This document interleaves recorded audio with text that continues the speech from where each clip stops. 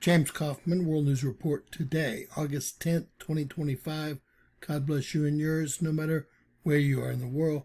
Please subscribe, give us a thumbs up, ring that bell for critical future updates. Representative James Comer on the Clinton subpoenas. House Oversight Chairman Representative James Comer was on Sunday Morning Futures with Maria Bartiromo to discuss topics including the Clinton subpoenas, the Russian collusion hoax, and Biden's mental decline. We're even going to question Bill about his numerous trips to Epstein Island and everything else we can get answers to, Comer indicated, which will be nothing. Quote, we've asked them to come in October. We've given them specific dates. Look, guys, in my humble opinion, Congress will gain nothing out of this, and this is just another waste of time, a nothing burger. Why would you wait until October? Drag their asses in to testify now. I cannot believe we're talking about Congress getting involved, who has accomplished nothing in my entire 57 years on this planet. More taxpayers' money and more time lost. More horse and pony shows. Alright, they tried to screw the sound up, so we're going all a different way. We'll call it loud. Committee, Kentucky Congressman James Comer. Mr. Chairman, good to see you. Thank you so much for being here. Good morning, Maria. I want to first talk about these subpoenas to Hillary and Bill Clinton. When are you expecting them to come in to testify under oath? We've asked them to come in October. We've given them specific dates. What makes these subpoenas special and historical is that they came as a result of a bipartisan vote. The Democrats made a motion, like we knew they would, to subpoena the Epstein documents, which Republicans support.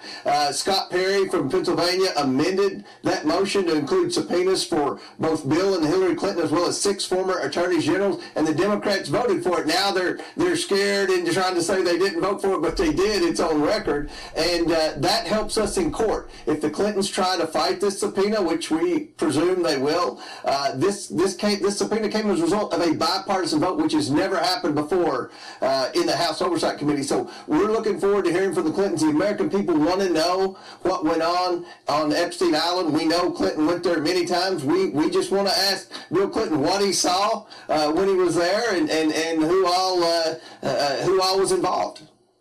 Well, I mean, look, there's a lot of information to be gained from an interview under oath with Hillary and Bill Clinton, that's for sure. Would you also get into Russia collusion? Well, we would like to ask about that. I'm sure their lawyers are going to be negotiating the terms. The subpoena was issued a few days before the Russia collusion story really broke. But certainly we're going to ask as many questions as we can ask. This is an opportunity to get the Clintons under oath, which people have been trying to do for a long time. So hopefully we'll be able to do that, and we'll get answers to a lot of questions that the American people have. So you say that they're going to be fighting this. You think this is going to go through the courts? I would be shocked if it did not go to the courts. But again, one thing that stands out is this bipartisan vote. We've never had that. I've been chairman of the House Oversight Committee for a year and a half, Maria, and I've never lost a subpoena battle. This is the toughest battle that we're going to face is getting the Clintons in here. But again, that bipartisan vote, and I want to thank the Democrats on the House Oversight Committee for voting for that subpoena. Well, I mean, look, another tough battle that you've got in front of you is getting to the bottom of President Biden's 4 years in office. And what was going on there? I mean, it was all very simple and clear for everyone to see that he was, struggling in terms of his mental capacity and this use of the auto pen. Who was running the country for the last 4 years before President Trump? Well, it looks like a very small inner circle of no-name unelected bureaucrats. They had a tight reign over Joe Biden. They didn't allow a lot of cabinet secretaries like Pete Buttigieg to have access to Joe Biden. They certainly didn't allow the White House press corps to have access to Joe Biden.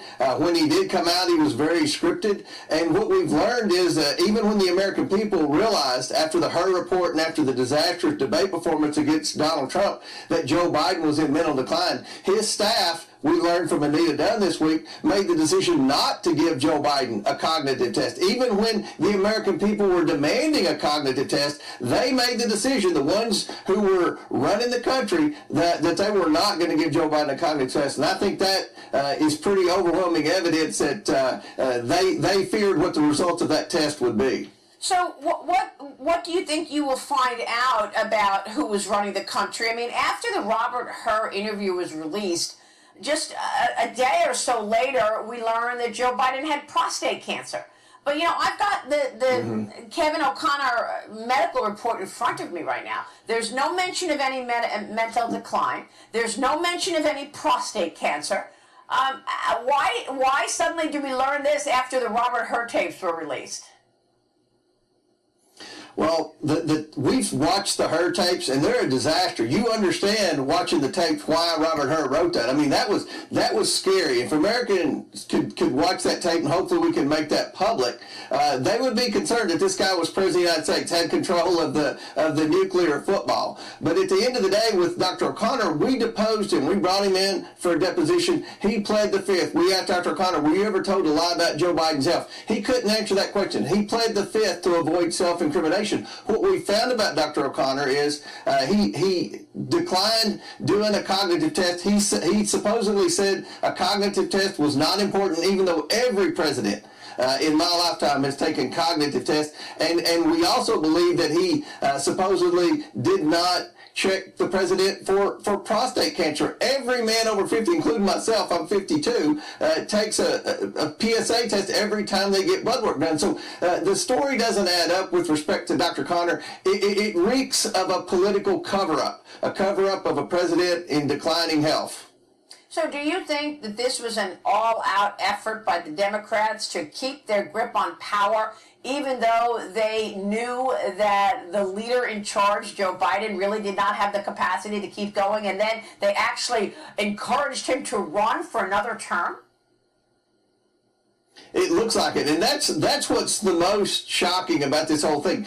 This didn't just happen around the time of the debate between Joe Biden and Donald Trump. This happened, a year prior to that, and yet this small inner circle wanted to keep this man in the Oval Office, even though they knew he couldn't perform the duties of President of the United States for another 4 years. That's what's so disappointing about all of this, and what you see with the last 90 days, that's when I think the auto pen was abused the most, Maria. The last 90 days after Donald Trump wins the election and you're in that lamed up period, they start cranking stuff through that auto pen like crazy. Pardons, thousands of pardons, and executive orders whose sole purpose of these executive orders was to Trump-proof the Trump administration, to make it harder to get federal employees to come back to work, to make it harder to eliminate agencies like the Department of Education. So that's why this investigation is important. We believe that there's a possibility that a lot of these executive orders and pardons can be declared null and void in a court of law. So you're saying that those pardons may not be legal or legitimate?